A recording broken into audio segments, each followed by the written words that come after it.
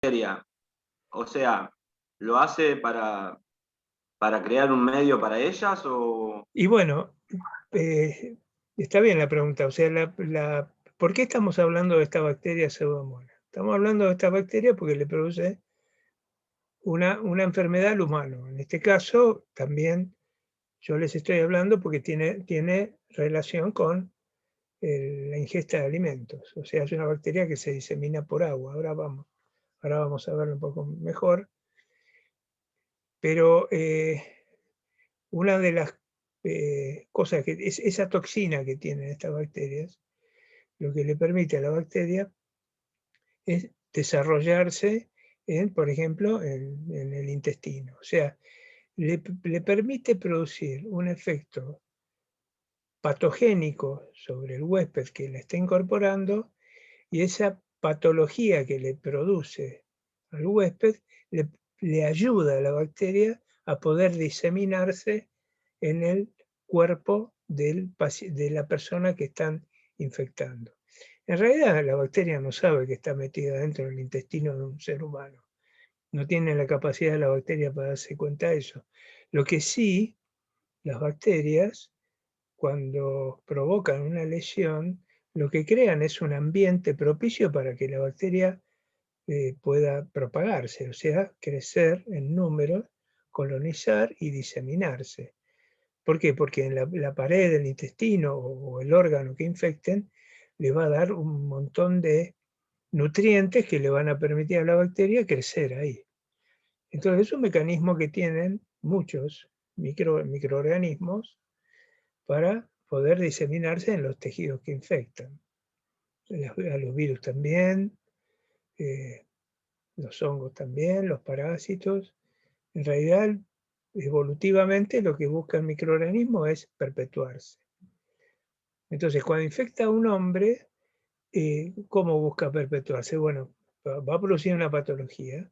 Cada bicho produce una patología diferente y esa patología va a producir seguramente una lesión en algún tejido que le va a dar un montón de elementos a la bacteria que le van a ser de utilidad para propagarse. O sea, esos elementos son nutrientes, temperatura, sales, proteínas, para que la bacteria pueda ingerirlas y pueda generar energía y se pueda multiplicar también.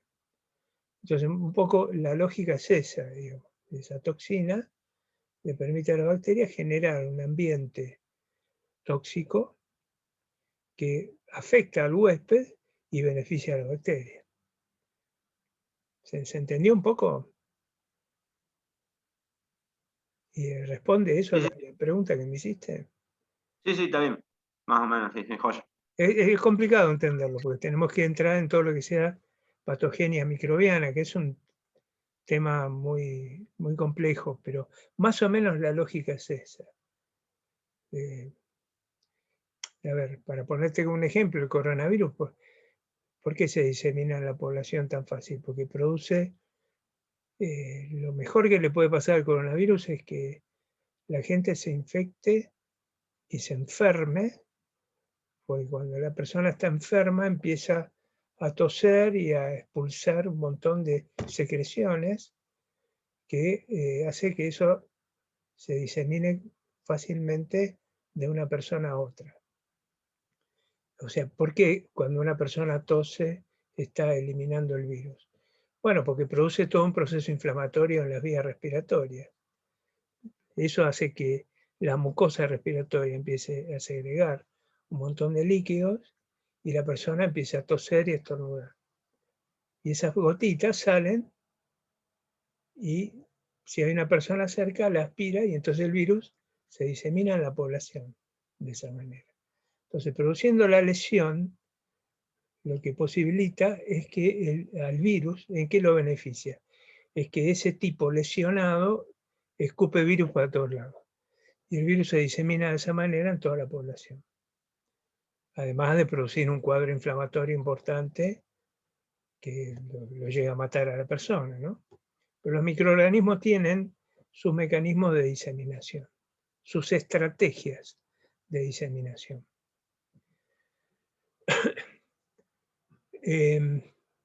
Bueno, son aerobios. ¿Qué significa aerobia la pseudomonas?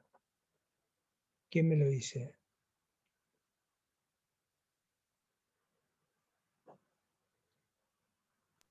Que respiran oxígeno. Es decir, viven en presencia de oxígeno. Sí, por supuesto, respiran oxígeno. En realidad, el proceso de respiración implica el consumo de oxígeno. Acuérdense de todo el mecanismo, ¿no? De la glucólisis, el ciclo de Krebs que se produce en la mitocondria, y en la mitocondria después hay una cadena respiratoria. ¿Se acuerdan que hay electrones que pasan del NADH, del NAD al NADH, y después del NADH le da esos electrones a las distintas moléculas que están en la cadena respiratoria en la mitocondria, y eso hace que una molécula de oxígeno se incorpore, y lo que se produce como consecuencia de todo el proceso respiratorio es que se libere dióxido de carbono y agua. Cuando nosotros respiramos, consumimos oxígeno y exhalamos dióxido de carbono. Ese dióxido de carbono se produce de la actividad respiratoria de nuestras células. Entonces los aerobios viven en presencia de oxígeno. Si yo le saco el oxígeno a este bicho, se muere. Entonces es un aerobio. Los aerobios, ¿cómo se pueden dividir? ¿Se acuerdan? Hay dos categorías.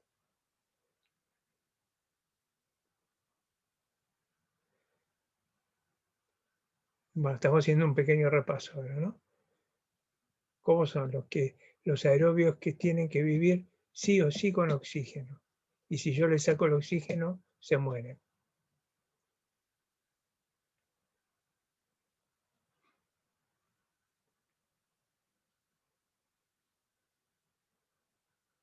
Repasen eso.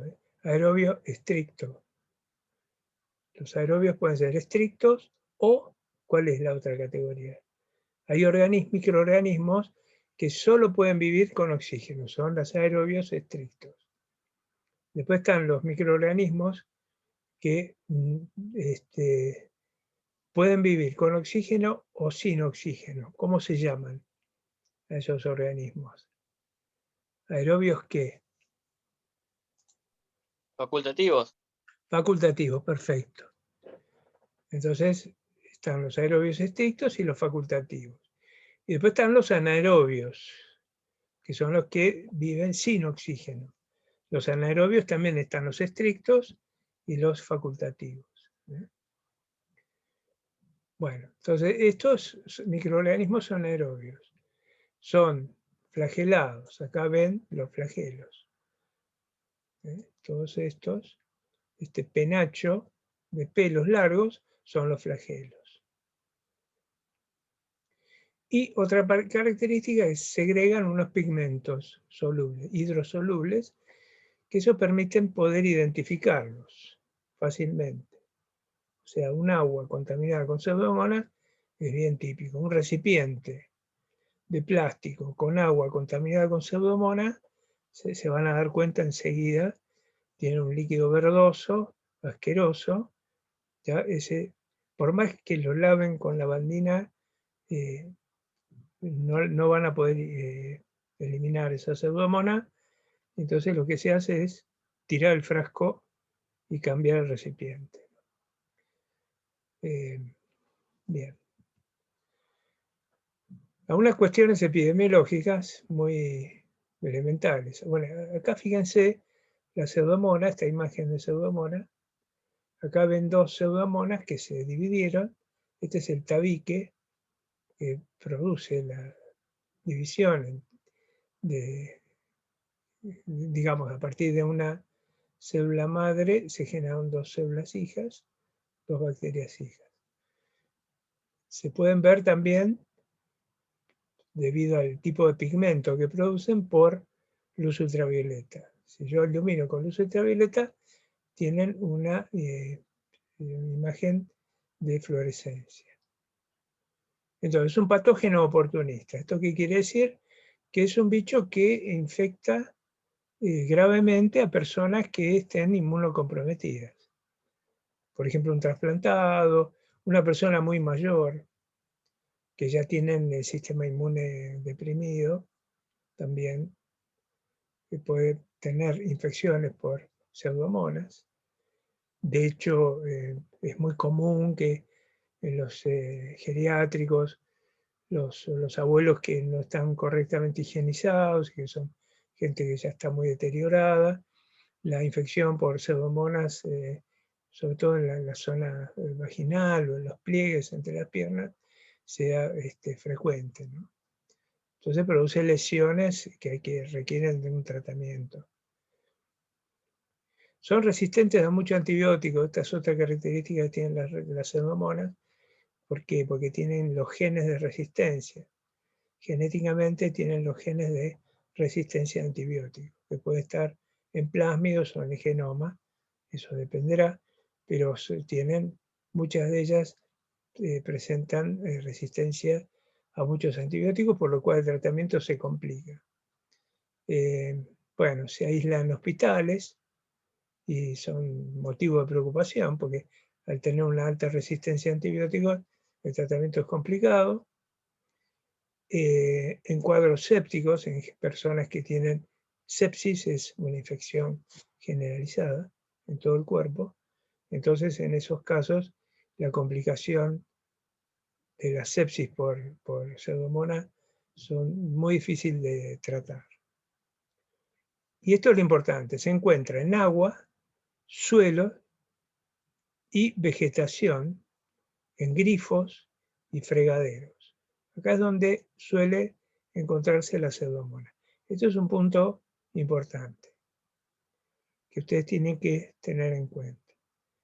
Fíjense que en aguas contaminadas, en los suelos contaminados, en la vegetación, por ejemplo, si alguien consume un vegetal, es muy común que uno pueda consumir un vegetal crudo, que no esté correctamente higienizado, ese vegetal puede también estar contaminado con pseudomonas. En los grifos, o sea, en las canillas, las puntas de las canillas, las pseudomonas se pueden juntar y colonizar en las mismas canillas de las cocinas de nuestras casas. Por ejemplo, muchas, vieron que tienen esos filtros, esos dispositivos que se venden como filtros. En esos filtros pueden colonizar y desarrollar pseudomonas, y entonces la pseudomonas es muy difícil eliminarla, entonces uno está continuamente consumiendo agua contaminada con pseudomonas. Entonces muchos de esos grifos, la recomendación es tirarlos y cambiarlos por uno nuevo.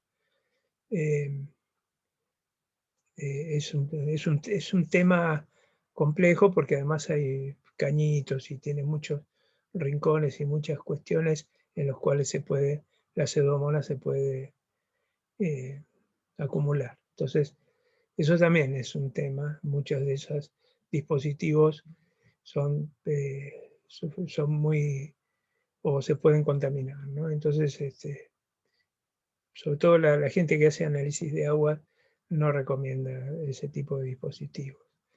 Por lo menos hasta los que yo conozco, son dispositivos que se van acumulando pseudomonas y otras bacterias, ¿no? Pero esto es importante en la industria alimenticia, o sea que ustedes sepan que la calidad, acerca de cuál es el peligro de emplear un agua que no tenga la suficiente calidad sanitaria. Uno de ellos es la contaminación con pseudomonas. La pseudomona, vamos a mencionar una de ellas, que es la aeruginosa, que es la que se encuentra en alimentos. Fíjense, esta es un agua, tampoco exagerada, pero esta es un agua contaminada con pseudomonas. Estos son los típicos pigmentos de la contaminación por pseudomonas. El color verdoso son los pigmentos hidrosolubles que liberan la pseudomonas. Entonces, presenta un verdadero problema en la industria alimenticia, ya que la pseudomonas puede descomponer los alimentos que se mantienen en refrigeración al producir enzimas hidrolíticas. O sea, la pseudomonas produce enzimas que se liberan al espacio extracelular y esas enzimas atacan a los alimentos. Entonces van a producir también descomposición en los alimentos. ¿Cuáles son los alimentos principalmente involucrados? Los vegetales crudos, el agua, por ejemplo la leche no pasteurizada, también puede estar contaminada con pseudomonas. En este caso, en esta imagen, es una contaminación exagerada, pero el tema es cuando está la pseudomonas y no podemos ver ningún cambio organoléptico importante, pero sin embargo la pseudomonas está. Bueno, una de las fuentes de contaminación es de la leche cruda es el agua, ¿no?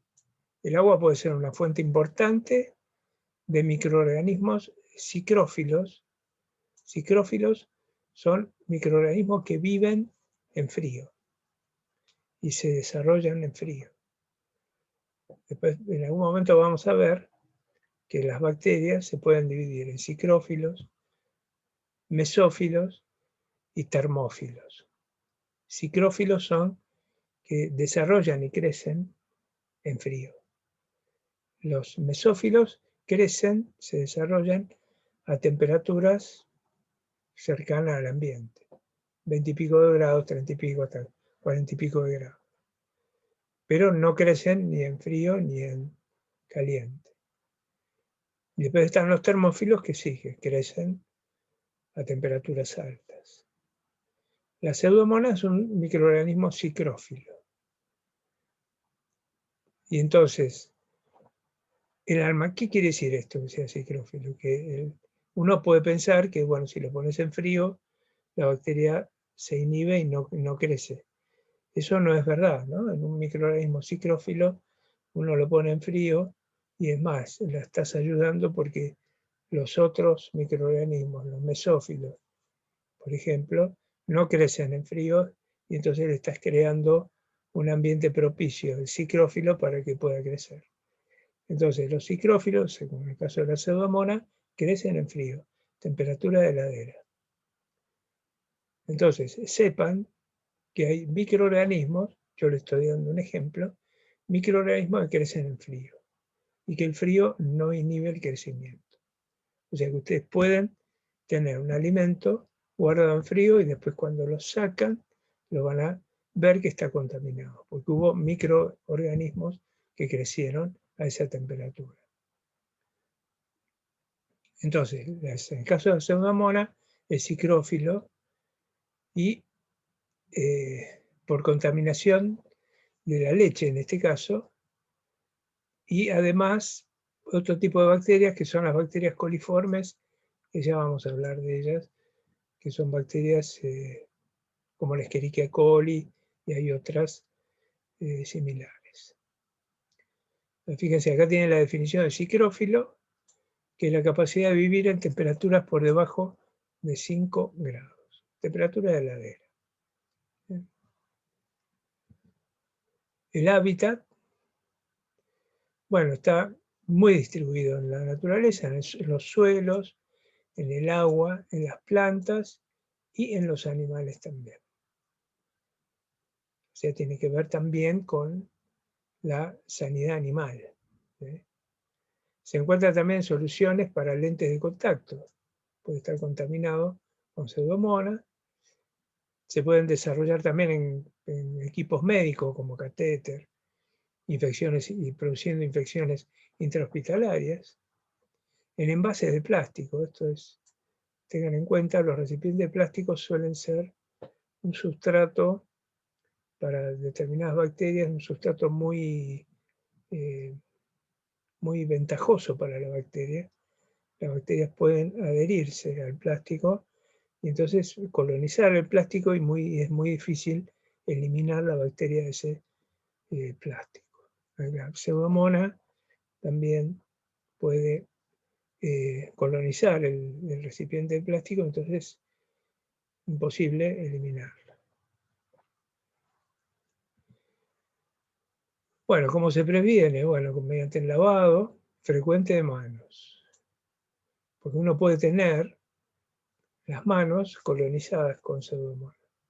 Las puede tener por el tipo de material que se está manipulando, y entonces tener pseudomonas como una contaminación incidental, digamos, debido a las condiciones higiénicas del material que yo estoy trabajando, puedo entonces, con esa mano contaminada, manipular un alimento y contaminarlo.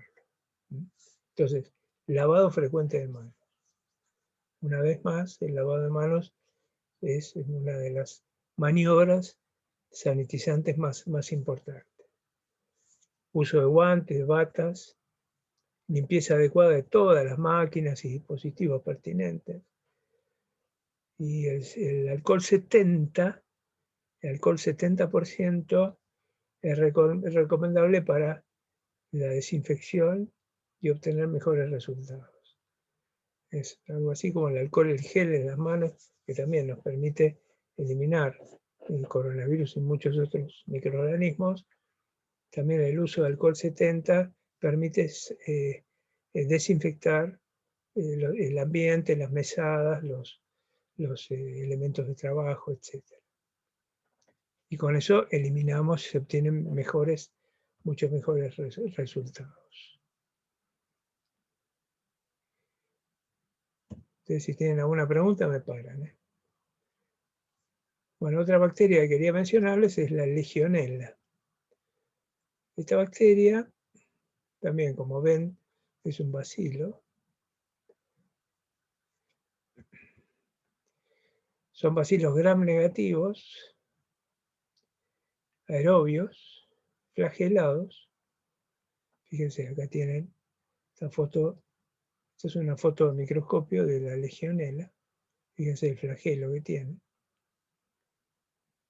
Bacterias intracelulares. Estas bacterias tienen la característica de poder vivir adentro de una célula. Fíjense, acá tienen una, en este caso es una ameba, es una célula que tiene la capacidad de fagocitar, y fíjense que la Legionella puede vivir adentro de la ameba.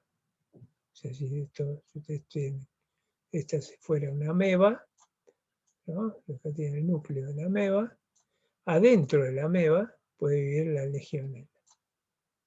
Esto estaría metido adentro de una vacuola, ¿no? O sea, imagínense si, a ver,